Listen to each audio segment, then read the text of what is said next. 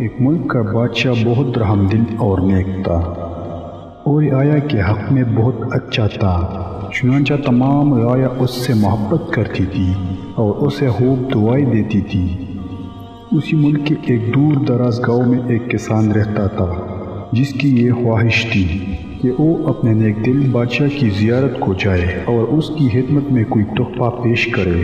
اس نے اپنی بیوی سے کہا کہ میں بادشاہ سے ملنے کے لیے جانا چاہتا ہوں اور میری خواہش ہے کہ میں اسے کوئی تحفہ بھی دوں۔ تم مجھے مشورہ دو کہ میں بادشاہ کے حضور کیا تحفہ لے کر جاؤں۔ بیوی نے کچھ دیر سوچا اور کہا کہ بادشاہ کے پاس تو ہر چیز ہوگی، ہم اسے کیا تحفہ دے سکتے ہیں؟ ہاں، ہمارے گھر کے پاس بہنے والے چشمے کا پانی بہت میٹھا اور ٹھنڈا ہے، اور مجھے یقین ہے کہ ایسا پانی پورے ملک میں کہیں بھی نہیں ہوگا، حتیٰ کہ بادشاہ کے پاس بھی نہیں ہوگا۔ میرا مشورہ ہے کہ تم بادشاہ کے لیے یہ پانی لے جاؤ۔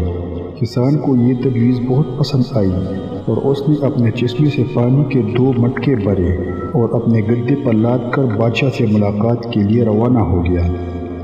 کئی ہفتوں کے سفر کے بعد کسان بادشاہ کے محل تک پہنچ گیا اور اس سے ملاقات کے لیے اجازت چاہی۔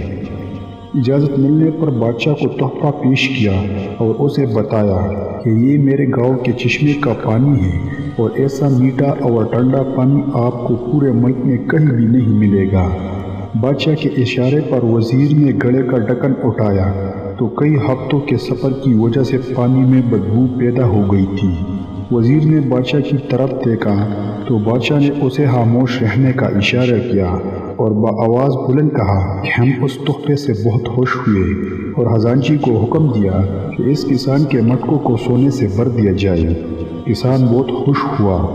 بادشاہ نے وزیر کو بلا کر چپکے سے کہا اور واپسی پر اس کسان کو اس راستے سے گزارنا جہاں ہمارے چشمے ہیں، تاکہ اس کو علم ہو کہ ہمارے پاس پانی کے کتنے چشمے ہیں اور ان کا پانی کتنا ٹھنڈا اور راحت بخش ہے۔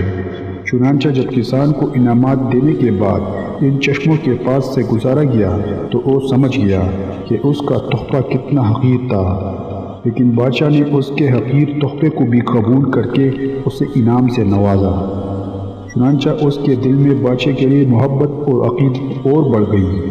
ہماری عبادات کا بھی یہی حال ہے، ہم جو ٹوٹی پھوٹی عبادت کرتے ہیں تو ہم اسے بہت اچھی سمجھتے ہیں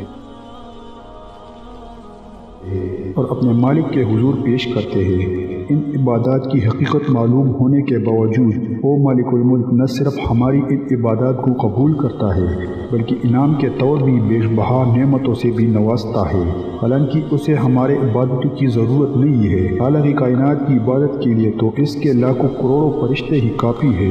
ذرا سوچیے، اگر ہم ان ٹوٹی ٹوٹی عبادتوں کو پیش کر کے اس کی نعمتیں حاصل کرنے والے بھی نہ رہے، نہ پھر دنیا میں ہمارے جیسا بد نصیب بھی کوئی نہ ہوگا۔ کس قدر دلچسپ اور انوکھی بات ہے کہ عطا کرنے والے اور ذات اقدس تو ہر وقت دینے کے لیے تیار ہے، لیکن ہمارے پاس ہی لینے کے لیے وقت نہیں ہے۔ کاش کہ ہمیں اس بات کو سمجھ آ جائے، ورنہ جب مرنے کے بعد سمجھ آئے گی تو بہت دیر ہو چکی ہوگی۔